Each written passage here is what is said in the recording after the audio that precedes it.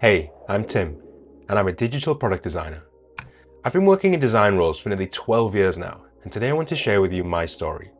There's been some key moments in my career that have led me to where I am today, so stay tuned for insights that may help you with your own design journey. I knew from a young age that I wanted to create.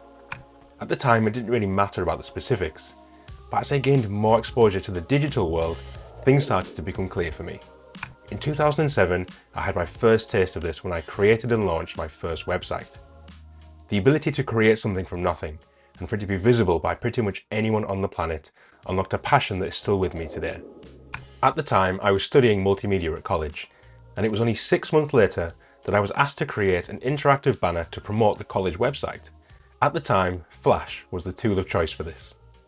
The reward for the best produced banner was a summer job with the college IT team managing the microsites for each department. I made sure that I got this position.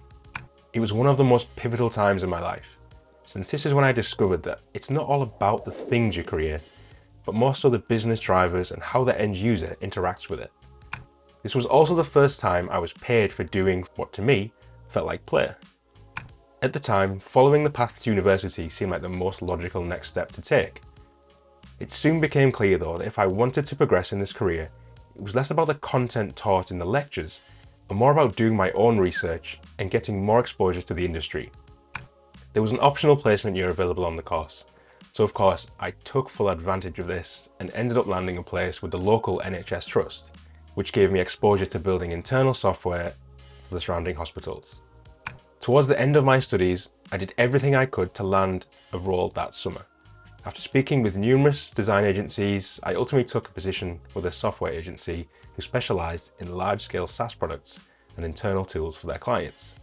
This was predominantly a UI design position, but an early mentor of mine was well versed in the full design process, so this brought opportunity to understand the different UX practices involved to align with both client and user needs. Agency life can be fast-paced. You get exposed to a bunch of different projects, but rarely get the time to focus on a single product and see things through from ideation, delivery, testing, and iteration. I knew I needed to have this longer-term exposure to how product teams operate and where design slots in as part of this dynamic.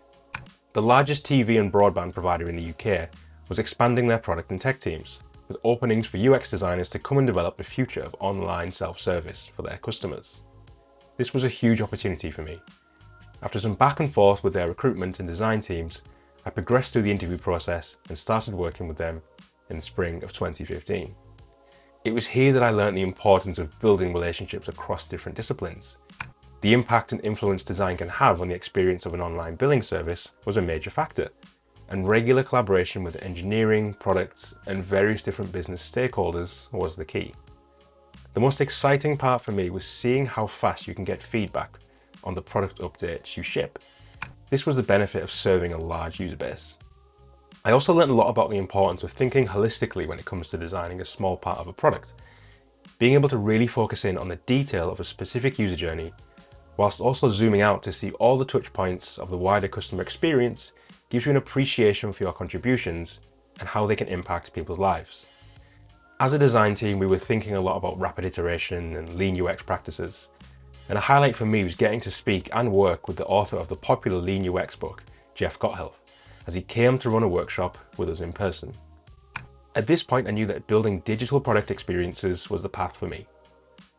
Looking for a new challenge, I moved into a UX design role with more of a focus on government services. In the UK, we have part private, part government funding for college and university studies, and I joined the department that processes the loan applications for this funding.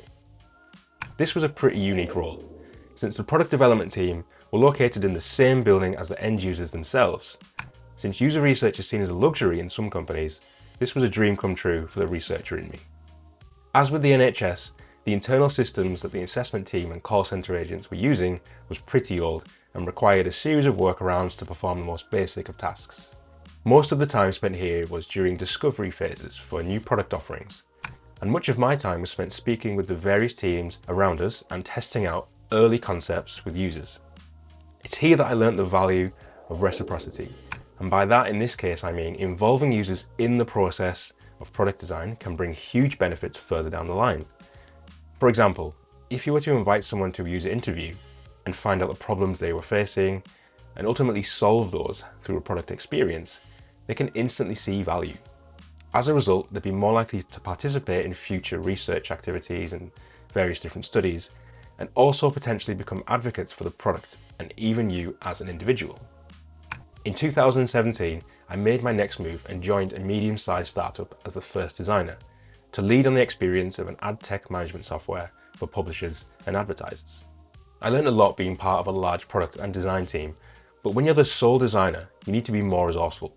You don't have the luxury of like-minded people to bounce ideas off, but it does bring a lot of positives, including more exposure to the different parts of the UX process and different parts of the business. If you want to learn more about how to progress as a solo designer, I'm working on a free, practical handbook that shows you exactly what to focus on to perform at your best. Comment the word handbook down below and I'll send you your copy once it's ready. After 2 years of leading the UX strategy for this product, I had the opportunity to move into a product management role. While I loved the craft of design, my passion for delivering valuable solutions pushed me into this role, where I learned a lot about myself. This ultimately wasn't right for me, but I don't regret trying it. I built some strong, lasting relationships with peers and clients during this time, all of which helped me as I progressed in my career. While we're talking about the different paths to take as a designer, let's look at a dilemma that many of us face at some point in our journey. We want to feel like we're making progress. The traditional, perhaps even natural thought is to move into leadership and start to build our own teams. The problem that many designers face, myself included, is that this path often removes you from the parts of the role that you love to do, i.e. the design craft itself.